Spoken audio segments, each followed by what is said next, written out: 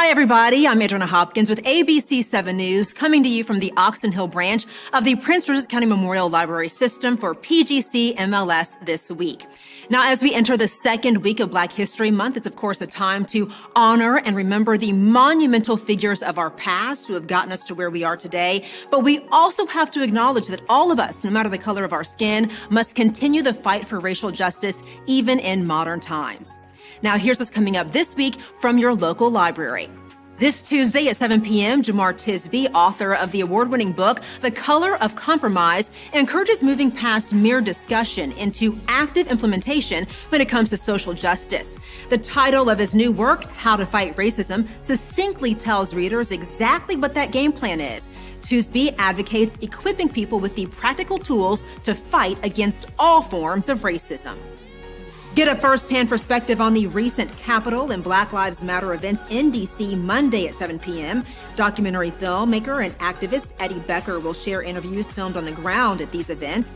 Becker's footage bridges the gap between local activism and global political movements. This Friday, the library is offering back-to-back opportunities for kids to celebrate Valentine's Day. At noon, learn how to use construction paper hearts to create an animal craft during STEM at Home, presented by Echoes of Nature and their animal friends. Then at 3 p.m., youth of all ages will have an opportunity to create original pieces of art using tape, acrylic paint, and canvases at the Crafternoon Masking Tape Art event. PGC MLS is affirming that Black history should be celebrated and exhibited all year round. Visit the library's Black Heritage Hub to access a plethora of Black history resources, including films, music, magazines, online reference resources, a timeline, and much more. Check out all the amazing things your local library has to offer and check out the new web design at pgcmls.info.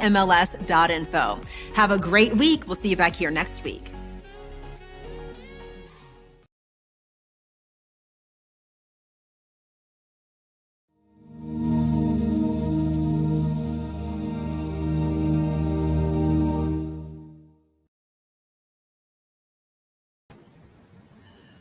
Good evening and welcome.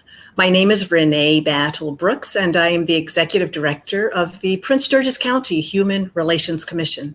On behalf of the A.R.C. and the Prince George's County Memorial Library, thank you so much for making the time to listen to tonight's important conversation on How to End Racism by New York Times bestseller author Jemar Tisby. PGC, MLS, and A.R.C. are pleased to present this program as part of our ongoing anti-racism efforts and in recognition of Black History Month. Both anti-racism and Black history are in focus year-round as we affirm that Black lives matter. Black history is also American history, and together we must continue to confront the systemic racism that pervades our society. Tonight, Jemar Tisby will be with us. He is the author of the New York bestseller, The Color of Compromise, president and co-founder of The Witness, a Black Christian collective, and co-host of the podcast, Pass the Mic. He grew up in North Chicago and attended the University of Notre Dame. He went on to join Teach for America and was assigned to the Mississippi Delta Corps, where he taught 6th grade at a public charter school and later went on to be the principal. He received his MDiv from Reformed Theological Seminary and is presently working towards his PhD in history at the University of Mississippi, studying race, religion, and social movements in the 20th century. Jemar and his family call the Deep South home and especially love the weather, people, and food. And we're thrilled to have with us tonight as moderator, Dr. Kamar Huda. He is a non-resident senior fellow at the Atlantic Council based in Washington, D.C., and an associate adjunct professor at Georgetown University. Previously, he co-founded and served as vice president of the Center for Global Policy. Dr. Huda was a senior policy advisor for U.S. Department of State Secretary John Kerry's Office of Policy, Planning, and the Office for Religion and Global Affairs, where he focused on civil society, religious communities, and religious leaders with U.S. foreign policy. Dr. Huda was listed in the Muslim 500, the world's most influential Muslims for the past 5 years. He holds a doctorate from University of California, Los Angeles, in political and intellectual history, a Master of Arts in History of Asia and Middle East, and a BA from Colgate University in International Relations and Philosophy and Religion. I encourage you to either borrow Jemar's books through the library at pgcmls.info or to purchase a copy through our partner, Loyalty Bookstores, at loyaltybookstores.com.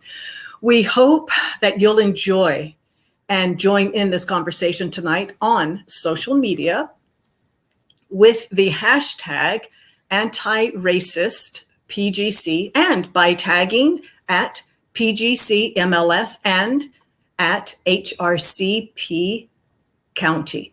Thanks so much and enjoy the program.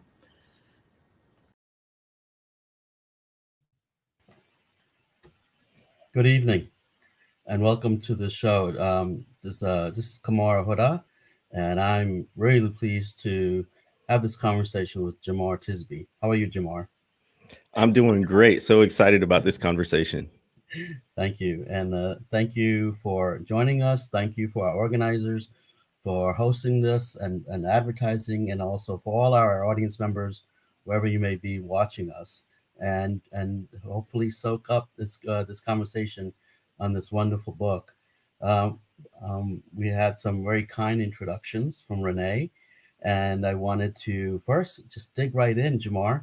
You have a very powerful book, and I've been pleased to have finished it, How to Fight Racism, but the subtitle is Courageous Christianity and the Journey Toward Racial Justice. Can you tell us, for those who haven't read it, how did you get to this topic, and what convinced you that this topic in this book was needed for us at this time? So How to Fight Racism is my second book. My first book was called The Color of Compromise, and it was a historical survey of the white church's complicity in racism in the United States. But I really wanted How to Fight Racism to be the first book. I was so eager to jump into the action and to make sure that we were actually doing something about racism in our day. But it became very apparent we needed to lay the groundwork first. We needed to understand the problem. And I chose history as a vehicle in that first book, The Color of Compromise. But even in that book, it was all sort of a setup to get you to the last chapter, which was about the practical things we could do to fight racism. And so I basically was able to take that last chapter and expand it into an entire book. But it comes from a very personal place for me. I mean, I've spent my whole life as a Black man in the United States and know firsthand the experiences there. You know, some of my most powerful and disturbing experiences are related to race and racism. I can remember being in junior high and high school and my interracial group of friends being followed around the mall and the arcade by police officers just because of what we looked like. There are many, many more experiences, far more painful than that. So part of it is autobiographical in the sense of wanting to be part of the solution to the issues and problems I had faced in my own life because of racism. On top of that, through my study of history, you know, we have this impression that the United States has a racist past. But until you get in there and learn the names and the dates and the places and the people and the exact details of what's going on, you don't really realize how bad it has been and how the past continues to bear on the present. And so it was really through the study of history that it built up in me what Martin Luther King Jr. called the fierce urgency of now, this burden to want to take action. And I saw this among other people too. So whenever I talk about racial justice, the most frequent question I get is, what do we do? Yeah. And I love that question. I love that question because it says at least two things. One, it says people realize the fierce urgency of now, that racism isn't just a problem in the past. It's something we got to deal with right now and today. I also like that question because it says, I want to be part of the solution. Right. That how-to question says, I know it's a problem, but I want to do something about it. And honestly, I got quite frustrated with my answers. I didn't think they were good enough because, you know, it's a Q&A kind of format. You got like 30 seconds to answer the question. And oftentimes it would just be, you know, whatever was on my mind at the moment is how I would answer it. But over time, as I answered this question dozens and dozens and dozens of times, it occurred to me that it may be more helpful not to just give people specific things they can do, but to offer a framework that will help them. I'm sure we'll talk about that later, but this is my way of sort of responding to that what do we do question. I see. And I think that there is this question of what can I do or what can we do on the individual level or on the community level or in our different communities, professional, personal, athletic, whatever, extracurricular. What can these communities do? I think that when people get to that point, and I think as you pointed out well, just a minute ago, but also in the book, when someone gets to that, there's a level of awareness, right? But that awareness is also pushing them. Okay, I've come to realize this. I've understand the horrific what the images for them on TV, because it's not like an experience for them what you explained, but they still remain as images as horrific that pushes them or pushes us to say, what can we do? Before I get to the text, I wanted to ask you your own analysis of could it be that the dialogue of race in America, or the lack of, is the reasons to where we are today? That there hasn't been really thoughtful national dialogue on race, racism, gender, and so forth. That there is a divide in the academics and their incredible contribution to writing, and then outside of academics. Could this have contributed to where we are today?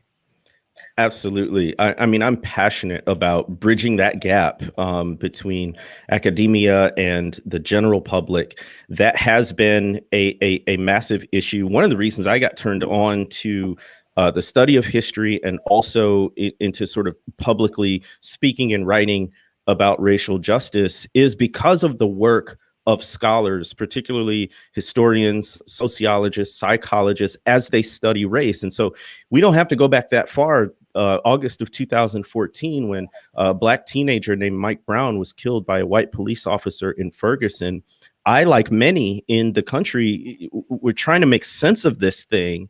And as I was reading, it was scholars, it was historians, it was sociologists who could talk about redlining, who could talk about the history of the police force, who could talk about all of this context from a lifetime of research for some of these folks, and help us understand our present context. And so I think now is an incredibly ripe time for scholars to bring their work to the public and to be part of the national conversation. And the reason why that's so pressing is a broader point.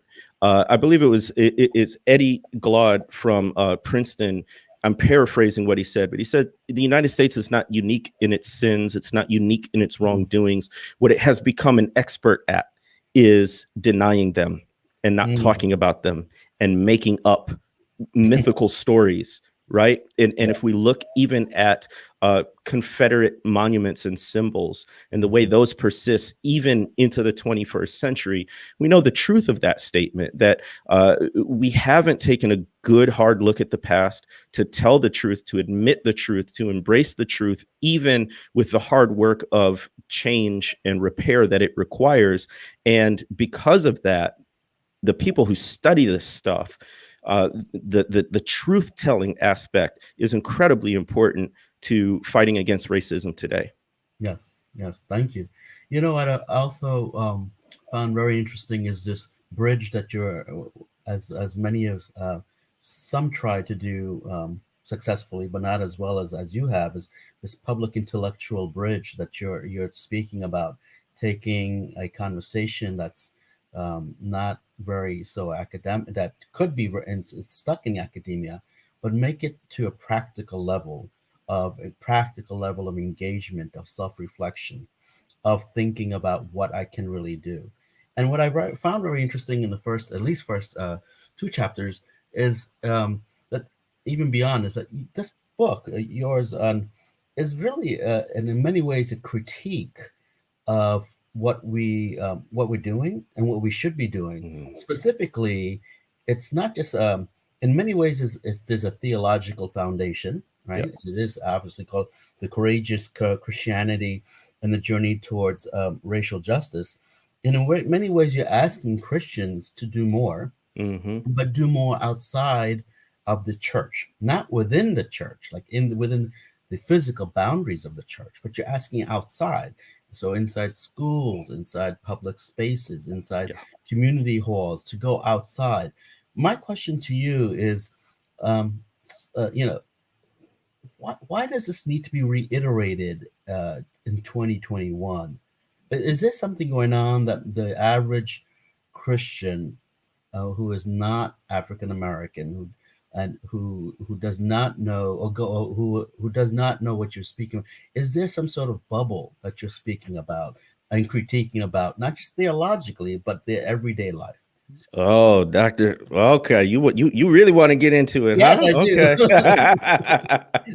Well, Spill the beans. let me say a couple of things. Number one, I went back and forth on even including the word Christian in the title, because I think what's in this book is broadly applicable no matter what faith tradition you come from, or whether you practice a religion at all. To the extent I talk about Christianity, it's usually in broad themes. I do spend some time at the beginning talking about the doctrine of the image of God, but I use that as a foundational basis for treating all people with dignity and respect. I talk about themes like loving one's neighbor and public justice and things of that nature that I think anybody can kind of latch on to those principles. So I just want to make it clear, this book is definitely for everybody, but I wanted some truth in advertising, right? Like, I do talk about Christianity and the Bible and things. So I didn't want you to get the book and be like, what is this? But the other part is this, and I say this in the introduction: Christians, particularly white Christians, have been such a big part of creating the problem of racism that they simply must be part of the solution.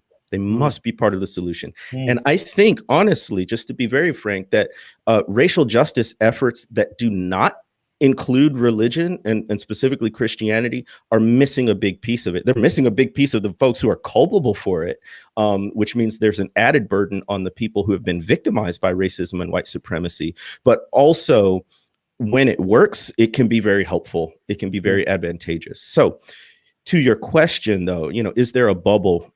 The reason why this is such an important question is because it is so timely and so historical. So the way I'm going to put it is in these two words you may have heard quite frequently lately. And I think the problem with Christianity in the United States, particularly among white Christians and evangelicals, is this: Christian nationalism. Christian nationalism.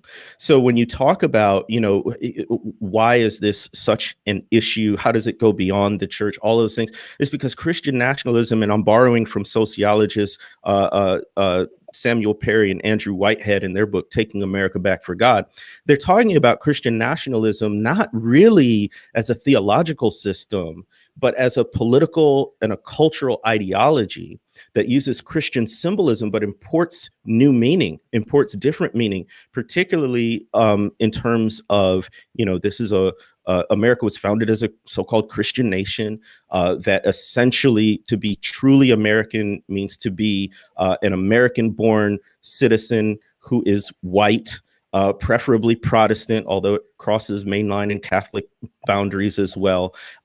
They adhere to certain political and social stances, which are generally conservative. And so these are pro-gun rights. These are, supposedly small government, but it's very selective on that stuff. Anyway, my point being, all of this is in the churches to the extent that when you point it out, it is so embedded in the way people have done Christianity that to them, it doesn't sound strange. They're just like, that's just how you do Christianity. That's how you do it. That's how closely tied it is. Yeah.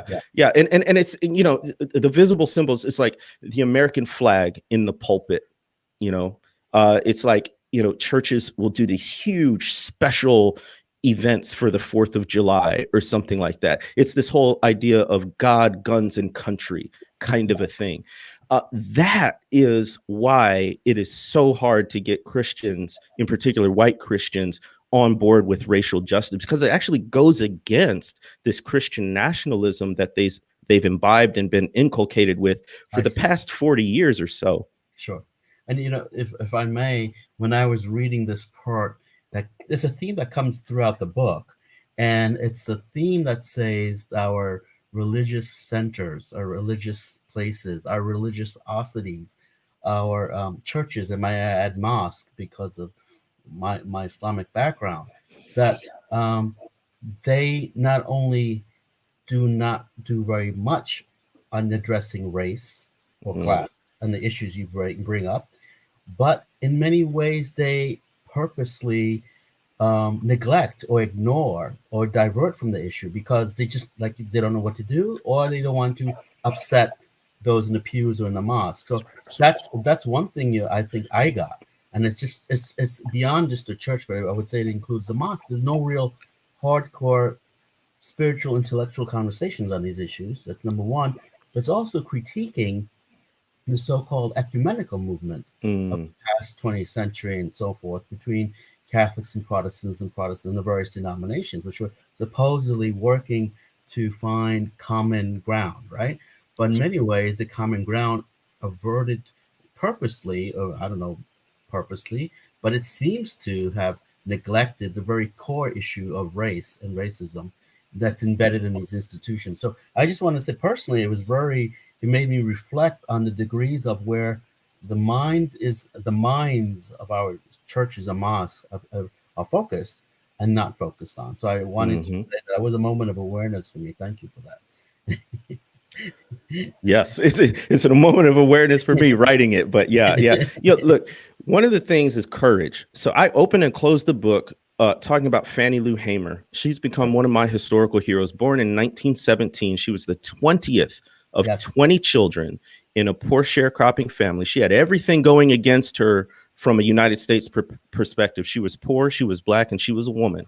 Right. And by all accounts, she should have lived and died in absolute anonymity, but she went to a meeting in the early 1960s at her church where they were talking about voting rights and activism. And when they asked for volunteers of who would go down and register to vote, mind you, this is the Jim Crow South, and not even just any part of the South, it's Mississippi, and not even just any part of Mississippi, it's the Delta.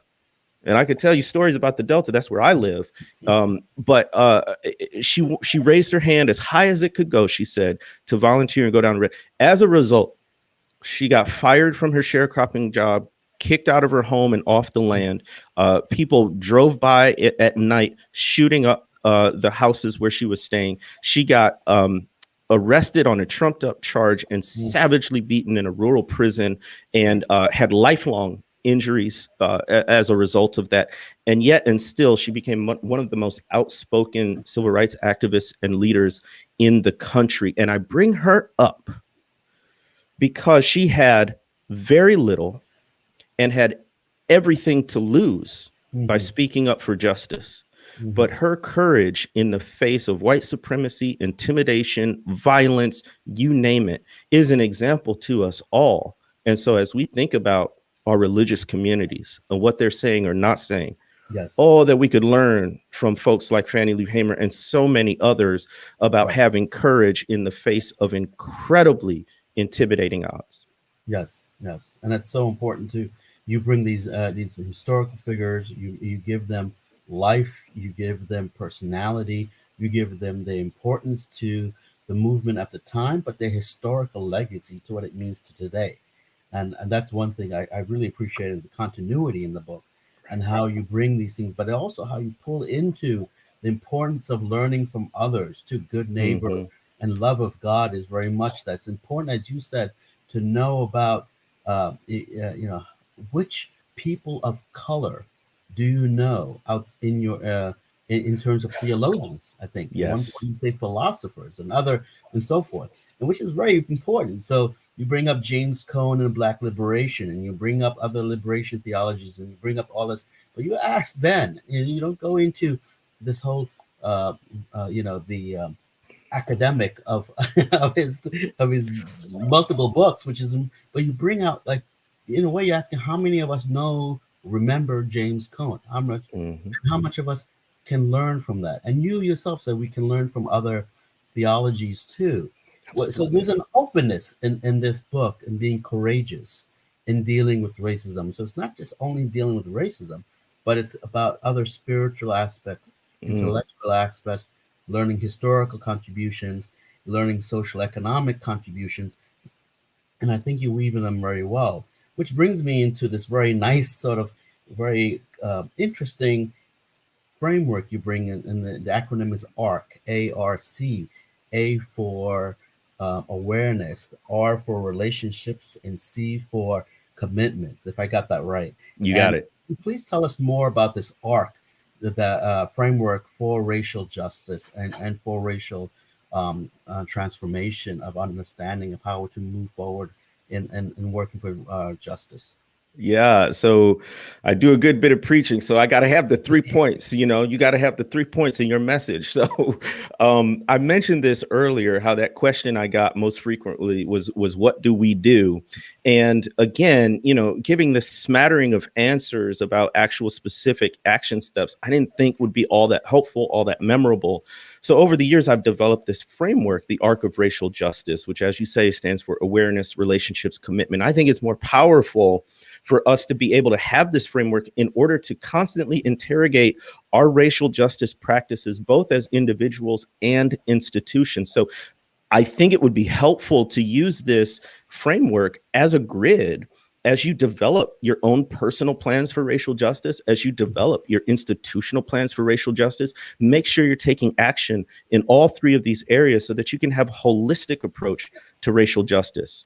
And just to unpack each of these categories a little bit, yes. Awareness means, it's the knowledge, the data, the statistics, the information we need to understand race, racism, and white supremacy and how it's functioned, past and present. So that's, listening to this broadcast, that is watching the documentaries, that is reading the books, all the things that we do to build our knowledge.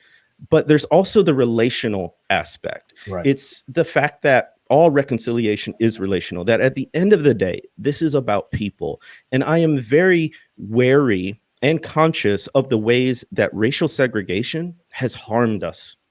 Because the further we are from people who are different, the easier it is to dehumanize them. The easier it is to cast them as this 1 or 2 dimensional other figure.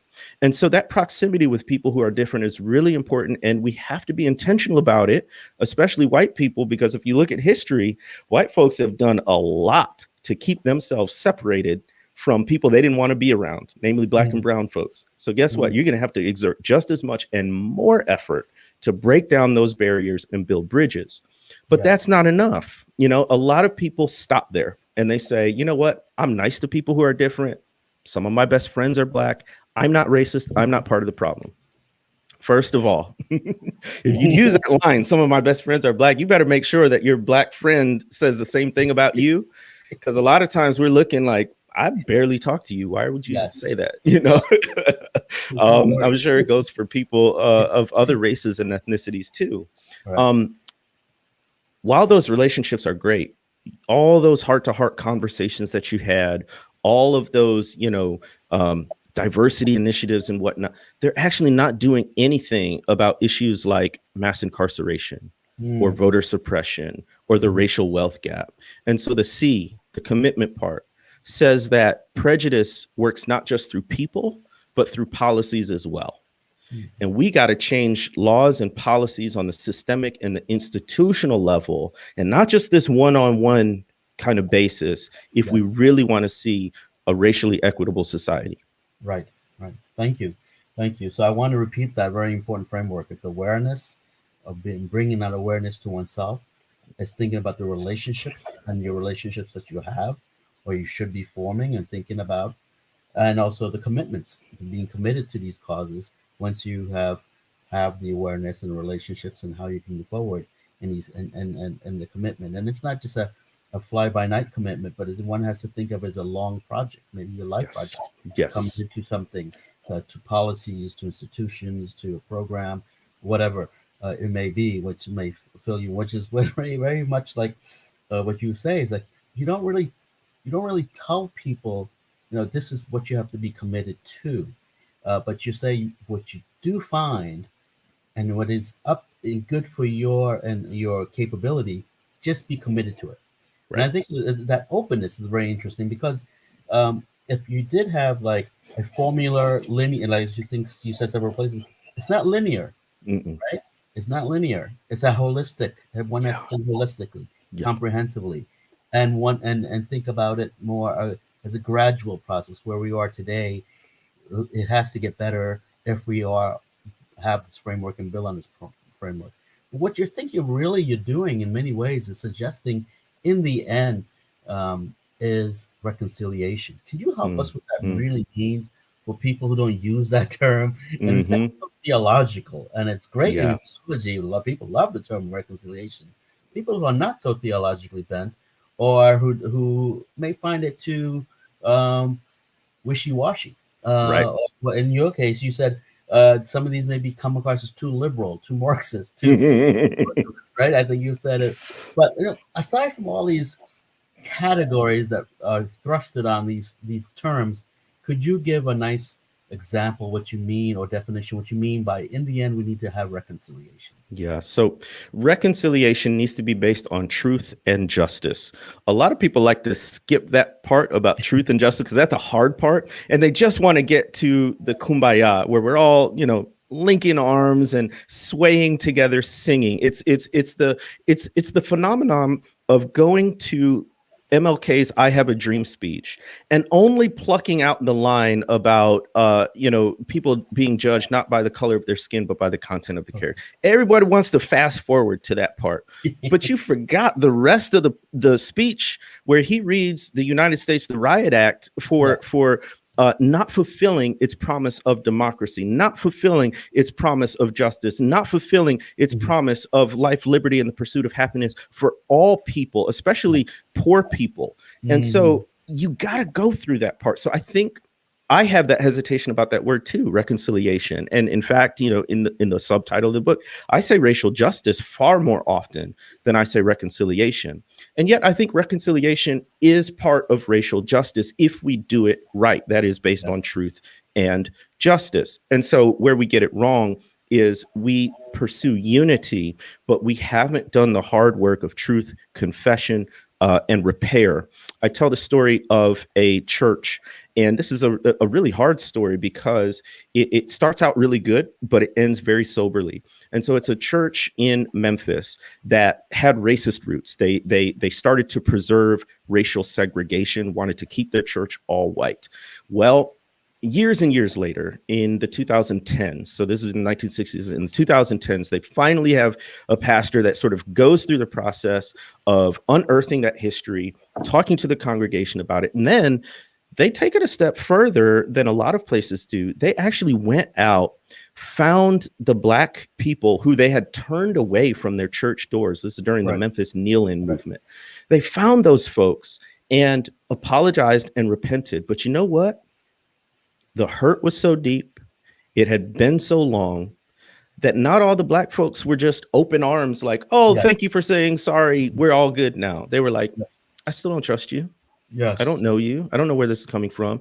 That's how deep the pain goes. And yet and still, that white church did what they had to do. That was what they must do, regardless of the outcome. They still needed to unearth that history. They still needed to confess it. They still needed to go back to the people they offended and at least attempt repair. And so I say that because this ain't easy. If it was, we Yes. probably wouldn't still be talking about it. But if you want to do reconciliation right, it must be based on truth and justice. And I think that's what I think you stole my next question, which is a comment, really, Jamar, which is everything you just said and mentioned. And then from that story, we can really appreciate or begin to appreciate that this is not easy work. Truth and justice, social justice, reconciliation. Um, this is not for the for those who are going to turn around and run. Right. This is hard work. It's like you said in your story. There's going to be a lot of tears. There's going to be a lot of crying and the sort of indifference or some acceptance, maybe no acceptance, maybe Mm-hmm. right. It's going to be a lot of hard work. Is this for everyone though? If someone's not cut out for this, Mm-hmm. and I'm a white American, I'm a brown American, and I do and am committed to social justice because I want our country to be better. I want our society to Right. be better, but I'm not. I'm hypothetically. I'm saying if someone does not have that predisposition, who can Mm-hmm. do the hard work and shed the layers and start saying, you know, there's racism inside me. My parents gave it to me. My circle of friends has it. But you know what? Mm-hmm. It's a lot of hard work to start bringing this up. I mean, what? I mean, that maybe that's your third book. is, um, it made for someone who doesn't have the right. the heart? That's a great question. Um, It is for everyone in a lot of ways. So it's for everyone in the sense that racism and white supremacy affects every segment of our society, politics, economics, culture, you name it. So it's affecting you whether you realize it or not. It's for everyone, especially if you identify as a person of faith. I'm quite sure it's in your sacred documents that you should treat people a certain way. But this is what I'll emphasize. A lot of times when we look at racial justice efforts, whether it's marching and protesting, boycotting, whether it's calling your representatives or senators, whether that is, mentoring in schools, whatever it might be, we're often focused on the external and what kind of external impact we're having. Laws changed, minds changed, situations, all that stuff. One of the things that I am trying to get us to do in this book is focus not just on how racial justice changes the world out there, but how racial justice changes us. So one of the things that I've discovered in doing this work is more about myself. And so I talked earlier about fear and about courage. You don't know whether you've got the courage until you're faced with a choice where you could shrink back in fear or courageously confront the status quo. I've been in audiences, especially conservative Christian audiences, that absolutely hated what I was saying. Yes. And going on that stage and taking the microphone and saying what I thought needed to be said, I discovered in me a resilience I didn't know I had. At the same time, doing this work where you're highlighting all the problems out there, you can't help but turn a mirror on yourself and having to take an honest assessment of the ways that I too fall short on this. The ways that I can be guilty of perpetuating the very same ideas that I am trying to caution us against. And I think one of the richest aspects of doing this work is discovering a like-minded community along the way. So a lot of us can feel isolated. Like if we are passionate about racial justice, but we're in some sort of context, whether the workplace or a church or a family, where the people aren't on the same page, but you still pursue it, guess what? You're going to run into, and sometimes you have to really intentionally cultivate a community of people who are about the same priorities that you are, who are passionate about racial justice like you are. And these are people I never would have met otherwise. They become some of my closest friends and confidants. And I'm so grateful for that. So is this for everyone? It's for everyone who wants strong community. It's for everyone who wants to constantly improve who they are and their character and their humanity. Yes. It's for everyone who says they care about other people. So in that way, I would say, yeah, it's for everyone. All right. Thank you. Thank you for the honesty. Really appreciate it. And just as you're so honest in real life in this conversation, your book is extremely honest. And I like the way how, and one at the end of the book, you speak about fighting systemic racism. And so you connect the individual commitment, individual thinking of what you can do as an individual, but also not forget the institutions. That's and right. I really love the way you bring out, because this is it's just close to me, which is thinking and fighting and thinking about issues of reparations, issues right. of criminal reform, justice, so-called justice system, and educational reform, especially addressing at the core, the issues of racial injustices historically. That history or her story and courses on social studies should really focus more on these areas. So my question to you is, um, the book does such a great way to point it out. However, what could a parent do? Let's say Mm. a parent who has, let's say, a middle schooler, okay, Hmm. and the curriculum is already set, right? And they're going through 18th, 19th century, and slavery is barely mentioned until Yeah. the Civil War. Yeah. Like Okay. nothing is mentioned until the Civil War, and apparently everything got okay during Reconstruction. There's no mention of race again until 1962. So my question is, Yep. if you belong to a county or a state where that is stuck, are you saying as a parent we should have a more proactive way of addressing these issues? Absolutely. My first career was as a teacher and an administrator of a middle school. And so, Okay. speaking from firsthand experience, parents have a lot of influence in the school. Okay. Use your power for good. That's all I want to say. You can definitely influence your local school board in the Right. direction of racial justice. And so I'll say this, really well-meaning people who are making these decisions, teachers, school board members, principals, etc., uh, will often interpret silence as indifference. Hmm. That if we're not hearing from parents or the community about this issue, it may not. We're assuming it's not a very high priority. It's not a So problem. Yeah. right. And so just by bringing it up, Hmm. that puts it on the radar, that Right. that raises it in terms of a priority. That's one thing. So show up at the meeting, show up at the parent teacher association meeting, show up at the school board meeting, etc. But you also want to query how the district or the school is approaching these issues. So I actually include a section in there with a whole list of like 10 or 12 questions. This came out of my real life experience. Yes. One of my relatives had a school-age kid and was having a meeting with one of the school administrators of her child's school, and she's like, what kind of questions do I ask them to get Yes. at these racial justice things? And I'm like, ooh, that's a great question to ask. Here are some things you can ask.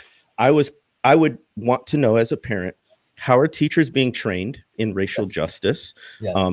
Professional development kind of stuff? Where specifically does it show up in the curriculum, and is it being taught? Because I can tell you, just because it's on the page in the curriculum doesn't mean it's actually being taught. Because guess what? There's all these high stakes tests that you got to prepare for, and the quickest thing to get chucked out of the curriculum Right. are the arts and the humanities. And so they're not going to do history and things like that. So say, where does it show up? What do the assignments look like? When is this happening? So I know, and I can help prepare my students. Ask them, what is the grievance process for a racial incident? So if somebody uses a racial slur, if there's graffiti on it, whatever it might be, is there actually a specific process outlined to deal with that? Or is it completely reactive? I'd also look at data like, data by demographic. And so there are many, many studies that show that Black and brown kids face more punitive consequences than their white peers. And so what does that look like for your school district, for your local school? Also, what are things like retention rates for Black faculty and staff there? How long are they there compared to their white counterpart? There are a bevy of questions you can ask. And that is one of the prime areas where we can push in the direction of racial justice, and it'll make a big difference for the next generation. Thank you. And for our listeners, that's pages 200 and 201 when Jemar tells us ensure local schools practice racial justice. And these questions are so specific and so straightforward. And I think it's a great checklist just to begin with and have, and questions to have, and not just for like, keeping our schools in check, but really raising the standards to of our school systems, and not just asking these questions, but asking what you just asked them. Where are the people of color in the and faculty and staff, and if you don't have them in your literature or your teachers, why aren't they? As we're having a virtual conversation, why can't we do more? Right? So how can we press to do more?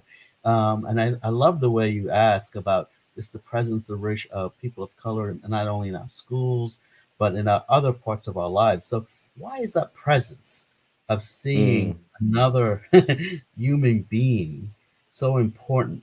Or is it for the cynics out there? It's just wasting my oxygen time here. Well, I'm asking for those cynics who say, "Oh, this is just appeasing to a certain type of thinking."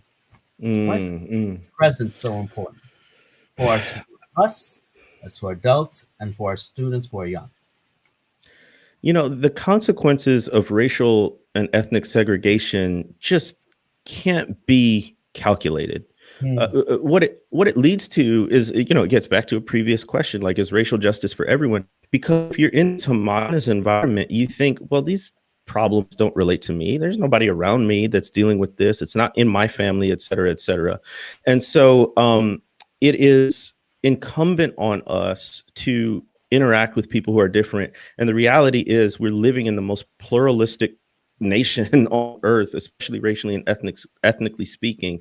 We better know how to get along with people who are different, because you're going to encounter them one way or another. And honestly, I'll just be straight up. I don't have a whole lot to say to people who don't think it's important. Like, we got other work to do. If this isn't important to you yet, I wish you well. We got books like How to Fight Racism there when you're ready. But in the meantime, we have to fight racism and not spend precious time and energy persuading people who don't want to be persuaded. Thank you. I should take at least one or two questions, because I have so many other questions, and I can continue with my own. So, with my ego running here, but I'll take a question. But I do want to really, really hit the point where it's like, if people don't understand the presence of a human being or another human being in front of them, the value of that, then we have to start a couple of steps ahead. Yeah. We really, in order to you talk about humanize each other for after decades of being dehumanized, that this is so important.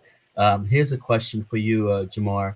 Can you comment on the connection between the Black Christian and Black Muslim liberation struggles in America? So I'm not sure if the questioner has anything specific in mind, but I think there is a lot that Christians can learn from the Black Muslim liberation struggle. We look in the 1960s and 70s, for instance, at the Nation of Islam, particularly under the leadership of Malcolm X. And what drew so many people, in particular Black men, to the Nation of Islam was the confident assertion of Blackness, that our Blackness wasn't something that we had to apologize for or cover over in any way, but it was something to be proud of. Now, this is part and parcel of the broader Black Power movement that's happening around that time. But this idea that we, we're kings and queens, princes and princesses, right? We are noble people, no matter what a white supremacist society has to say for us. And it was also the idea that we can do for ourselves, and we don't have to wait on the largesse of white people or the, pricking of conscience of white people to have a better life, to take control of our economic and political destiny. Coupled with, since it's Muslim liberation, coupled with the religious elements of self-discipline, higher power, higher calling, devotion to family, those kinds of things, I think were appealing. Now, of course, no movement was perfect, and there's a lot of great historical scholarship talking about women in the movement, talking about forms of toxic masculinity that permeated the movement. But there is a lot to learn there, and much to still be uncovered. Great. Thank you. And here's another question. Can Mr. Tisby discuss Chris Hedges' work on white Christian nationalism? He is a white Protestant journalist who talks about similar issues. Are you familiar with Chris Hedges' work on Christian nationalism? Not by name. Maybe I've read something of it. But I can say that I am grateful for the public attention now being paid to Christian nationalism, in large part because of the insurrection at the Capitol on January 6th. Right. And so by now the images should be familiar. We saw a large wooden cross. We saw flags that said, Jesus is my savior, Trump is my president. We saw flags that said Jesus 2020, right alongside Confederate flags and other racist white supremacist symbolism. And so this melding of an insurrectionist, rebellious political movement with Christian symbolism, it brought this idea and this ideology of Christian nationalism to the fore for many people who weren't aware of it. And so there is a lot out there now. I mentioned before the book Taking America Back for God, but I also mentioned Kristen Coves Dumais book, Jesus and John Wayne, about similar issues. Jonathan Wilson Hartgrove has written extensively about slaveholder religion. There are a lot of scholars right now who are bringing their research about Christian nationalism to the fore, and it's very timely because we're seeing it in all kinds of ways, especially in politics. Yes. Another question is, I think it's a very fundamental question, is saying, please give us an example on how to fight racism. Yes, thank you. That's the whole book. So let me tell you this. Practical example is of how. Yeah. So the entire book, every chapter, you've got what I call racial justice practices. So when I say a how-to and a practical book, I mean it. And so it depends on whether you talk about awareness, relationships, commitment. One thing that people have gravitated toward is writing your own racial autobiography. This is helpful for people across the racial and ethnic spectrum, but asking yourself questions like, what's my earliest memory of race? Have I ever used a racial slur, been called a racial slur? How did my parents teach me about race? When this big racial national event happened, what did my church do or my faith community do? How did I respond? Going back, excavating those memories, all you need is a paper and a pencil or a keyboard and a screen and your memories, and you can do it. Another example is, we had mentioned before, we call it diversifying your bookshelf, but like, who are your influences? I talk about in context of theology, but you can do it with philosophy, history, sociology. Are they all white? Are they all men? Who are you learning from? And a book I'll recommend along those lines is Jesus and the Disinherited by Howard Thurman. It's this classic book from one of the people who mentored Martin Luther King Jr. There are other ways, for example, on the sort of systemic level. I think one of the things that needs to be at the very top of our racial justice efforts is ensuring voting rights. Especially for Black and brown and poor people. And so we had the Shelby v. Holder decision in 2013. We have what went on in the Georgia gubernatorial race a few years ago between Stacey Abrams and Brian Kemp. And let's bear in mind the fact that the January 6th insurrection was in protest of an election that they said was a fraud because it didn't go in their direction or in their favor, largely because of the turnout of Black and brown voters. Right. And so this has to do, with voting rights and who gets the right to vote. So there are all kinds of practical things. I talk about how to celebrate Juneteenth properly, the oldest celebration of Black emancipation. And I talk about financially supporting Black-led and Black-founded organizations. So you can go on and on and on, but I'm glad they asked that question about the practical. It is a lot of practical examples in this book. It's you can't miss it. It's on almost every page. And what's beautiful is the way Jemar ties it, not just it's a standalone, but ties it to history and ties it to our culture.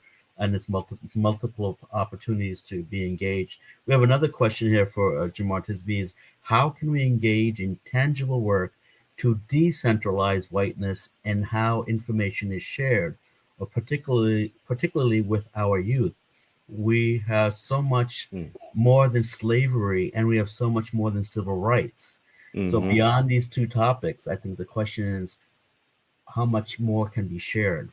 Yeah, that's good. Yeah, so I think what the person is responding to is the idea that we talk so much about sort of Black people in the context of racism, Black people in the context of white supremacy, but Black people are more than that. We are more than our reaction to our oppression. So that's a great question, and I think one of the ways to talk about that, especially with our youth, is in terms of culture, Black culture and Black culture creation. So, oh my goodness, I go to school in Mississippi, and it is astounding the art that comes from Mississippi, which has the highest proportion of Black people of any state in the United States, nearly 40%. But even just speaking of contemporary writers, we've got Angie Thomas, who wrote The Hate You Give. We've got Jessamine Ward. We've got Kayese Lehman. We've got historical figures. You know, it is mind-boggling, right? So talk about our culture, from the art to Negro spirituals, to blues music, to the dance, even modern day. Like, the artists and the creatives on TikTok are geniuses. What they're able to do in this short form medium, right? Talk about, there's been a flowering of Black cinema, and Black people doing wonderful films, really paradigm shifting films. That's the kind of thing that I think we can talk about. The other thing that we can do is talk about how Black people are different from one another. We're not monolithic. And so talk about Black people reacting to other Black people, the classic Booker T. Washington, Du Bois, Malcolm and Martin, right? This is intellectual thought. This is diversity of thought, and understanding that with every racial and ethnic group, there is so much more to the story than how we respond and react to racism and white supremacy. What a beautiful responses make me think about just the reasons and the reinforcements we need to keep on showing that there's diversity within a group that we're speaking about. And there's the diversity of thinking, diversity of acting, diversity of thought. Just the number of intellectuals now that you can have access to because of the internet, because of different magazines and so forth. It's phenomenal. And I think it goes back to who you're reading, right? And then who you want to read. And ask yourself, I should be stretching myself and thinking, let me find others to read other than the same columnists, the same magazines. Let's go beyond this scope. I think there is another question here, but it's not appearing on my screen. So it's okay. But I wanted to ask you one more. Here we go. Here it is. Can you ask Mr. Tisby to comment on constructive ways to critique liberation theology without presuming theological or intellectual superiority of European and white sources? Yeah, it depends on the context. And so if you are critiquing liberation theology in front of an audience or for an audience that traditionally has not found much value in it, I'd be very careful about doing it. Namely in front of white Christians or white people, right?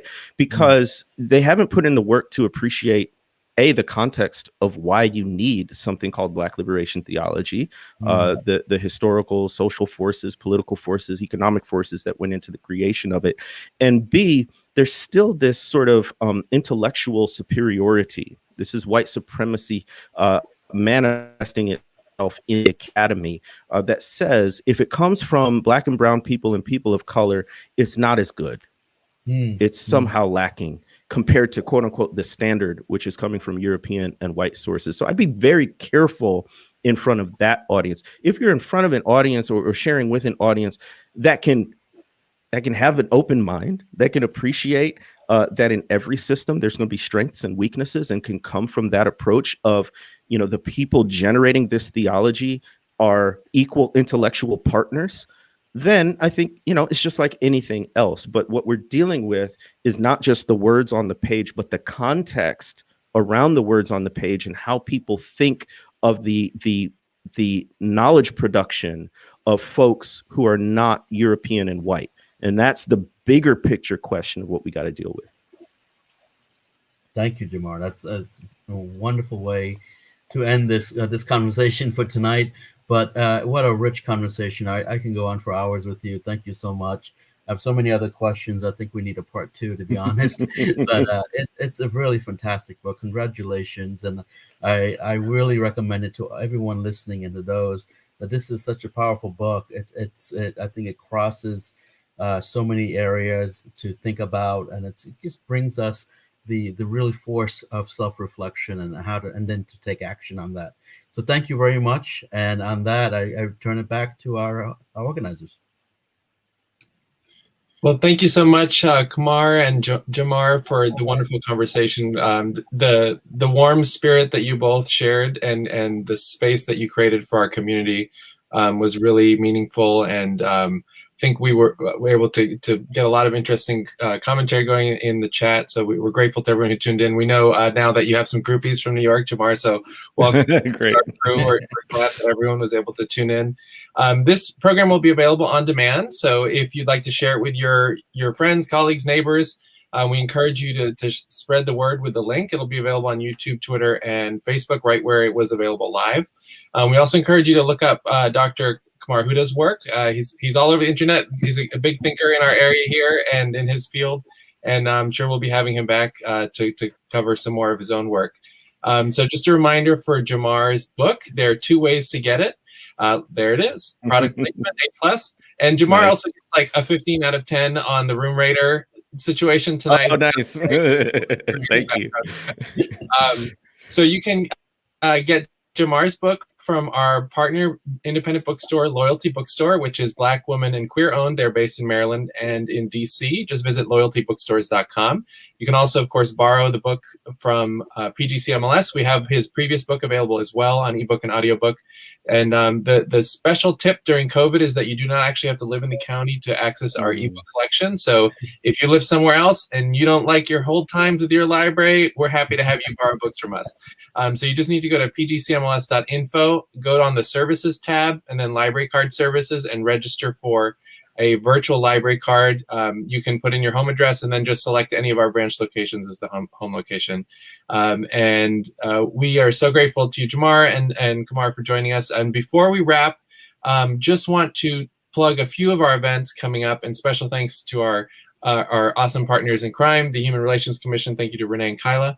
Tomorrow evening, we are hosting, I took the book jacket off, but Dr. Ina Park, whose new book called Strange Bedfellows, looks at the history of STIs and HIV and other things like that in terms of public health. She uses some really awesome humor to really demystify things and get us into science history. I'm not into science or the history of science, but she makes it super digestible. So tune in for that tomorrow at 7 p.m. On Wednesday, February 17th, we're hosting Anna Malaika Tubbs, who has a new book called The Three Women, and it focuses on the important work of the mothers of Dr. Martin Luther King Jr., James Baldwin, and also Malcolm X.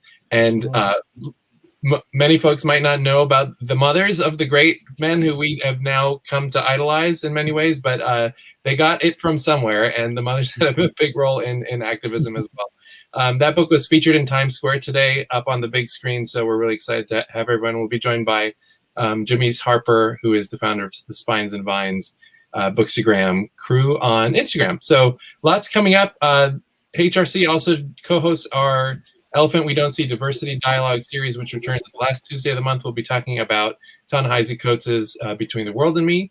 We will, I'm sure, see Kumar and Jemar again sometime soon, and certainly follow you both online. And thank you, everyone, so much for making this a really meaningful conversation. We can't wait to see you all again next time. Thank you so much. Good night. Have a great